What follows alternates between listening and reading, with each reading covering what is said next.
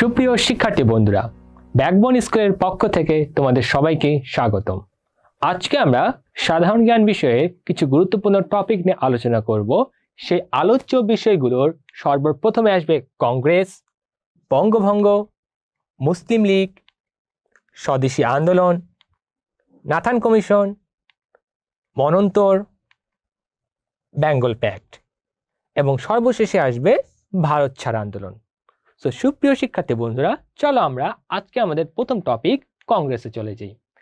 এই কংগ্রেস এটি একটি রাজনৈতিক দল, যে রাজনৈতিক দল প্রতিষ্ঠিত হয় 1885 সালে এবং এই কংগ্রেস এই ভারতবর্ষের রাজনৈতিক দল হলো, এর প্রতিষ্ঠাতা হলেন একজন ইংরেজ, তিনি হচ্ছেন অ্যালান অক্টেভিয়ান হিউম।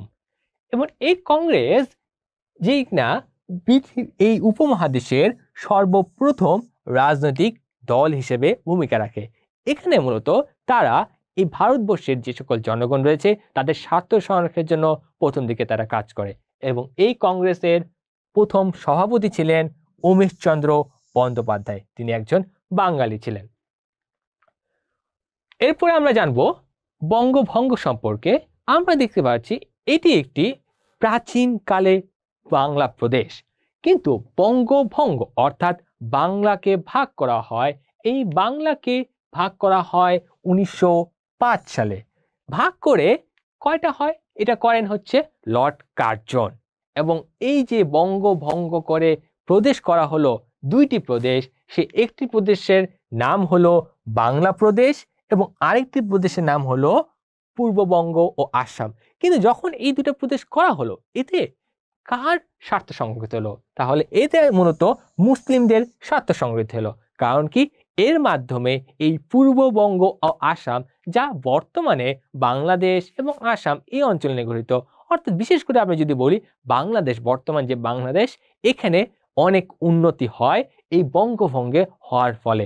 কারণ এখানে বিভিন্ন ধরনের সভা সমাবেশ হয়, তার সাথে কলকারখানা, অফিস আদালত স্থাপন করা হয়।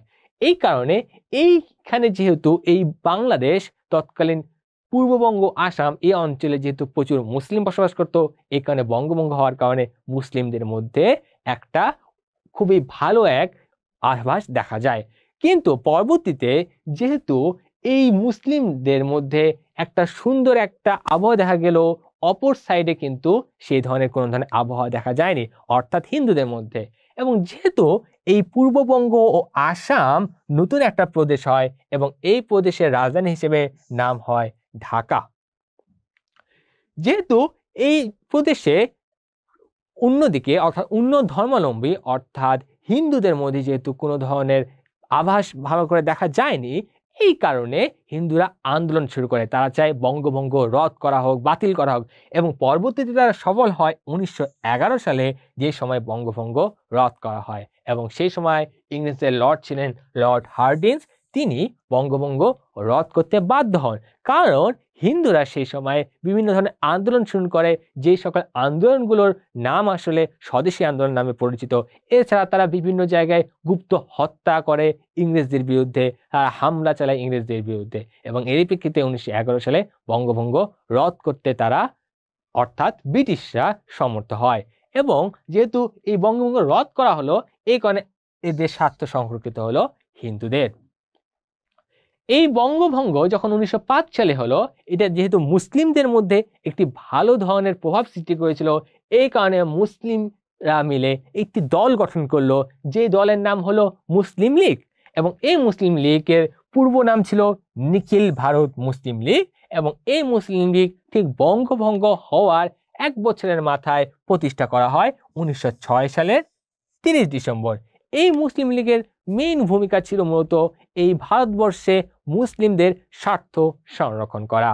যেহেতু পরবর্তীতে কংগ্রেস শুধুমাত্র হিন্দুদের স্বার্থ সংরক্ষণ করত, এই কারণে মুসলিমদের একটি স্বার্থ সংরক্ষণের জন্য একটি দলের প্রতিষ্ঠা করা প্রয়োজন হয় পরে। এবং এই মুসলিম লীগের প্রতিষ্ঠার ক্ষেত্রে সবচেয়ে বেশি যে ভূমিকা রাখে অর্থাৎ প্রতিষ্ঠা যে করেন, তিনি হচ্ছে নবাব সলিমুল্লাহ। এই মুসলিম লীগ কিন্তু ঢাকায় প্রতিষ্ঠিত হয়। প্রশ্ন মাঝে মাঝে চলে আসে যে মুসলিম লীগ কোথায় প্রতিষ্ঠিত হয়? মুসলিম লীগের প্রতিষ্ঠা হয় এই ঢাকায়, অর্থাৎ বাংলাদেশের ঢাকায়। এরপরে আমরা জানবো স্বদেশী আন্দোলন। আমরা একটু আগে বললাম যখন বঙ্গভঙ্গ হয় 1905 সালে, তারপর কিন্তু হিন্দুরা বিভিন্ন ধরনের আন্দোলন শুরু করে, যে আন্দোলনগুলো স্বদেশী আন্দোলন নামে পরিচিত। অর্থাৎ এই স্বদেশী আন্দোলনে কি কি গুরুত্বপূর্ণ ঘটনা এবং কি কি গুরুত্বপূর্ণ তথ্য তা আমরা এখন জানবো। সবার প্রথমে আমরা যেটা জানলাম অলরেডি, যে বঙ্গভঙ্গের প্রেক্ষিতে কিন্তু বাংলায় প্রতিবাদী আন্দোলনের সূচনা হয়, যে আন্দোলন হচ্ছে স্বদেশী আন্দোলন নামে পরিচিত। এবং এই স্বদেশী আন্দোলনের সময় এই ক্ষুদিরাম, যিনি একজন কিশোর ছিল, সে ক্ষুদিরামের পরবর্তীতে ফাঁসি দেওয়া হয় 1908 সালে। সে কিন্তু এই বঙ্গভঙ্গের প্রেক্ষিতে কিন্তু সে এই আন্দোলনটা করেছিল, এই ক্ষুদিরাম।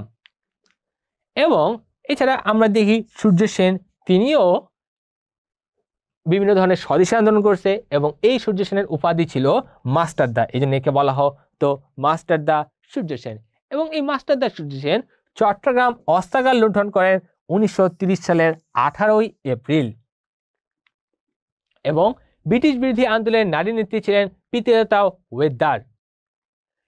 এরপরে আমরা নাথান কমিশন পড়ব, যে নাথান কমিশন কিনা বঙ্গভঙ্গ রদ হয়ে যাওয়ার পর মুসলিমদের মধ্যে একটা বিরূপ প্রভাব দেখা যায়। কারণ যেহেতু বঙ্গভঙ্গ মুসলিমদের জন্য ভালো কিছু ছিল, কিন্তু অপরদিকে যখন 1911 সালে বঙ্গভঙ্গ রদ করে হলো, তখন মুসলিমদের মধ্যে একটা বিরূপ প্রভাব পড়লো।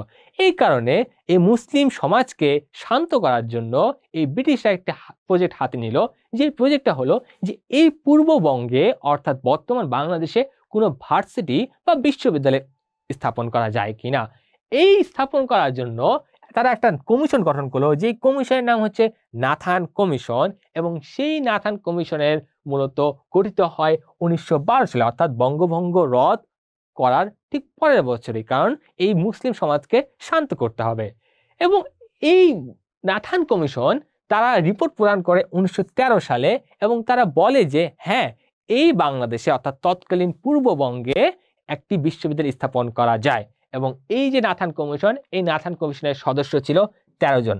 অর্থাৎ নাথান কমিশন গঠিত হয় 1912 সালে, তারা রিপোর্ট প্রদান করে সরকারের কাছে 1913 সালে, এবং এই নাথান কমিশনের মোট সদস্য ছিল 13 জন।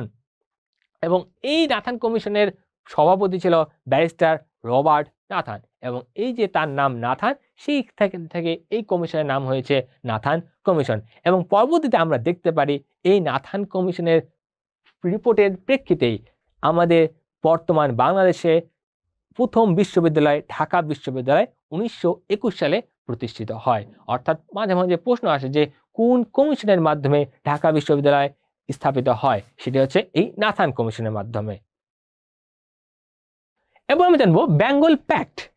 এই বেঙ্গল প্যাক্ট একটি গুরুত্বপূর্ণ চুক্তি এই বাংলার হিন্দু আর মুসলিমদের মধ্যে।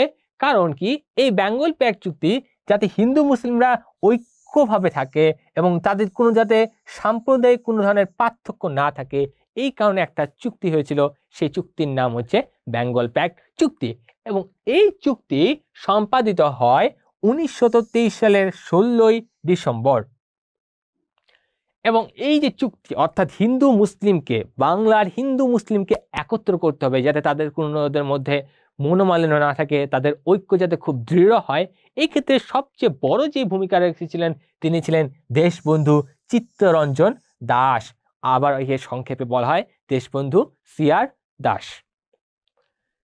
কিন্তু পরবর্তীতে তিনি যখন মারা যান, এই মারা যাওয়ার প্রেক্ষিতে এই বেঙ্গল প্যাক্টটা আর খুব বেশি দূর আগাতে পারেনি। এরপর আমরা দেখব ভারত ছাড়া আন্দোলন। এটি ছিল ব্রিটিশদের বিরুদ্ধে একটি অন্যতম আন্দোলন, যার নেতৃত্ব দেয় আমরা ছবিতে যদি দেখি যে মহাত্মা গান্ধী। মহাত্মা গান্ধী তিনি এই ভারত ছাড় আন্দোলনের গুরুত্বপূর্ণ নেতৃত্ব দেন। এই ভারত ছাড় আন্দোলন মূলত কি ছিল? এই ভারত ছাড় আন্দোলন ছিল হচ্ছে ব্রিটিশদের বিরুদ্ধে একটা আন্দোলন। সেখানে কি করা হলো, যে বলা হলো তোমরা ভারত ছাড়ো, আমরা আমাদের স্বাধীনতা বা আমরা আমাদের দেশ নিজেরাই স্বাধীন করতে পারবো, তোমরা ভারত ছাড়ো। অর্থাৎ এই যে এখান থেকে ভারত ছাড়ো, ব্রিটিশরা তোমরা ভারত ছাড়ো, এখান থেকে আন্দোলন হয়েছিল ভারত ছাড় আন্দোলন। এবং এই ভারত ছাড় আন্দোলনের নেতৃত্ব দিয়েছিল মহাত্মা গান্ধী। এই ভারত ছাড় আন্দোলন হয় 1942 সালে। এরপরে আমরা আরেকটি গুরুত্বপূর্ণ টপিক নিয়ে আলোচনা করব, সেটি হলো মনন্তর। এখন প্রশ্ন আসতে পারে মনন্তর কি?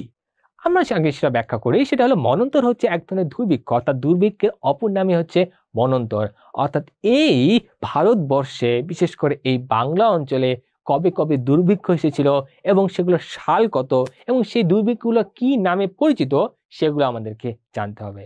আমরা প্রথম যে মন্বন্তর পড়ব সেটা ৭৬-এর মন্বন্তর। এখন এই ৭৬-এর মন্বন্তর পড়ার সময় আমাদেরকে দুইটা সাল মনে রাখতে হবে। আমরা একটি হচ্ছে বাংলা সাল এবং আরেকটি হচ্ছে ইংরেজি সাল। যেহেতু আমরা বাংলা ক্যালেন্ডার অনুযায়ী চলে আমাদের দেশে, আবার ইংরেজি ক্যালেন্ডারও আমাদের প্রচলন রয়েছে, এই কারণে দুটো সাল থেকেই প্রশ্ন আসে। প্রশ্ন আসবে যে ৭৬-এর মন্বন্তর বাংলা কত সালে হয়, এবং আবার প্রশ্ন আসতে পারে যে ৭৬-এর মন্বন্তর ইংরেজি কত সালে হয়। তা এই বিষয়ে আমাদেরকে একটু সাবধান হতে হবে। সেটি হলো ৭৬-এর মন্বন্তর হয় ১১৭৬ সালে, অর্থাৎ এই বাংলা সালের থেকেই মন্বন্তরের নামকরণ করা হয়েছে ৭৬-এর মন্বন্তর, এবং ইংরেজি হয় ১৭৭০ সালে। এটি ছিল আমাদের ৭৬-এর মন্বন্তর।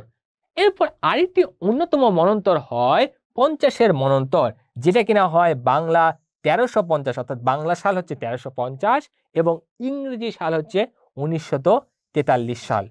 আমরা যদি এটা যদি একটু ব্যাখ্যাতে যাই তাহলে কি হবে, আমরা যদি ইংরেজি সালটা একটু ব্যাখ্যা করি, ১৭৭০, ১৯৪৩ সাল। ১৭৭০-এর ঠিক আগে একটি গুরুত্বপূর্ণ ঘটনা ঘটেছে। সেটি কি? সেটি হলো এই ১৭৭০-এর আগে আমরা যদি দেখি ১৭৫৭ সালে নবাব সিরাজউদ্দৌলার ক্ষমতাচ্যুত হয় এবং বক্সার যুদ্ধে মীর কাসিমও ক্ষমতাচ্যুত হয় এবং ইংরেজরা সেখানে গোড়াপত্তন করে এই বাংলায়, বিশেষ করে এই বাংলার দেওয়ানি ক্ষমতা, অর্থাৎ তারা খুব জোর করে, খুব অত্যাচার করে এখানকার মানুষদেরকে চাষ করাতো নিজেদের স্বার্থ উপলব্ধি করার জন্য। এই প্রেক্ষিতে পরবর্তীতে কি দেখা যায়, এই কিছু বছর পরে অর্থাৎ ১৭৭০ সালে আমরা দেখতে পারি এই বাংলায় একটা দুর্ভিক্ষ হয়, যেটা কিনা ৭৬-এর মন্বন্তর নামে পরিচিত, এবং এটি বাংলা ১১৭৬ সাল, ইংরেজি ১৭৭০ নামে পরিচিত। এরপর আমরা যদি দেখি ১৯৪৩ সাল, ১৯৪৩ সালে সেই সময়ে এই অঞ্চলে অর্থাৎ ভারতবর্ষে ব্রিটিশরা শাসন করত। বিশেষ করে এই বাংলা অঞ্চলে কিন্তু তাদের চোখ ছিল খুবই খারাপ, কারণ এই বাংলা অঞ্চলের মানুষদেরকে তারা খুব শ্রদ্ধা আকারে দেখতো না। এরই প্রেক্ষিতে ১৯৪৩ সালে সেই সময় কিন্তু দ্বিতীয় বিশ্বযুদ্ধ চলছিল, এবং দ্বিতীয় বিশ্বযুদ্ধ চলার কারণে এই যারা ব্রিটিশ বাহিনী এই অক্ষশক্তির বিরুদ্ধে যুদ্ধ করছিল, এদের খাদ্য যোগানোর জন্য, অর্থাৎ ব্রিটিশ যারা সৈন্য ছিল তাদের খাদ্য যোগানোর জন্য এই বাংলা থেকে খাদ্যগুলো তাদেরকে দেওয়া হতো। তো এই বাংলার খাদ্য দেওয়ার কারণে এখানে কিন্তু একটা খাদ্য সংকট দেখা যায়, যেটা কিনা একটা কৃত্রিম খাদ্য সংকট, এবং সেই খাদ্য সংকটের কারণে ইংরেজি ১৯৪৩ সাল, যেটা কিনা বাংলা ১৩৫০ সালে ৫০-এর মন্বন্তর হয়। তো এই ছিল আমাদের দুইটি অন্যতম মন্বন্তর। তাই সুপ্রিয় শিক্ষার্থী বন্ধুরা, এতক্ষণ আমরা বিভিন্ন গুরুত্বপূর্ণ বিষয় সম্পর্কে জানলাম। এখন আমরা এই সকল গুরুত্বপূর্ণ বিষয় থেকে বিগত সালে কি কি প্রশ্ন আছে তা জানবো। আমরা যদি প্রথম একটা প্রশ্ন দেখি, সেটি হলো বেঙ্গল প্যাক্ট কার উদ্যোগে স্বাক্ষরিত হয়? অপশনগুলো যদি দেখি, এ কে ফজলুল হক, খাজা নাজিমউদ্দিন, মহাত্মা গান্ধী, নাকি চিত্তরঞ্জন দাস। আমি একটু বলে রাখি তোমাদেরকে হিন্ট দিই, সেটা হলো এই বেঙ্গল প্যাক্ট কিন্তু হিন্দু এবং মুসলিমদের যাতে ঐক্যভাবে বসবাস করতে পারে এই জন্য একটি অন্যতম চুক্তি ছিল এই বেঙ্গল প্যাক্ট। আশা করি তোমরা উত্তর পেয়ে গেছো। হ্যাঁ, সেটা উত্তর হলো চিত্তরঞ্জন দাস, যাকে বলা হয় দেশবন্ধু তার উপাধি, এবং অনেক সময় একে সিআর দাস বলা হয়। তিনি এই বেঙ্গল প্যাক্ট উদ্যোগে নেন যাতে এখানকার হিন্দু মুসলিমদের খুবই ঐক্যভাবে বসবাস করতে পারে এবং কোনো ধরনের সাম্প্রদায়িক পার্থক্য না থাকে। চলো বন্ধুরা, আমরা আরেকটি প্রশ্ন দেখি, সেটি হলো ৭৬-এর মন্বন্তর বাংলা কত সনে বা কত সালে সংগঠিত হয়? সেটি অপশন দিয়ে দেখি, ১০৭৬, ১১৭৬, ১২৭৬ না ১৩৭৬ সাল। এখানে কিন্তু বলে রাখি, এখানে চেয়েছে বাংলা সাল। তাহলে আমাদেরকে অবশ্যই, যদি আমি একটু তোমাদেরকে বলি যে মন্বন্তর নামকরণ করা হয়েছিল মূলত বাংলা সালের লাস্টের দুইটা সংখ্যা নিয়ে, তাহলে আমরা এখানে দেখতে পাচ্ছি সবগুলাই ৭৬। আশা করি তোমরা বুঝতে পারতেছো যে এটা কি হবে। হ্যাঁ, এটা হবে বাংলা ১১৭৬ সালে, এবং আমরা যদি ইংরেজি সাল দেখি তাহলে ১৭৭০ সালে এই ৭৬-এর মন্বন্তর সংগঠিত হয়।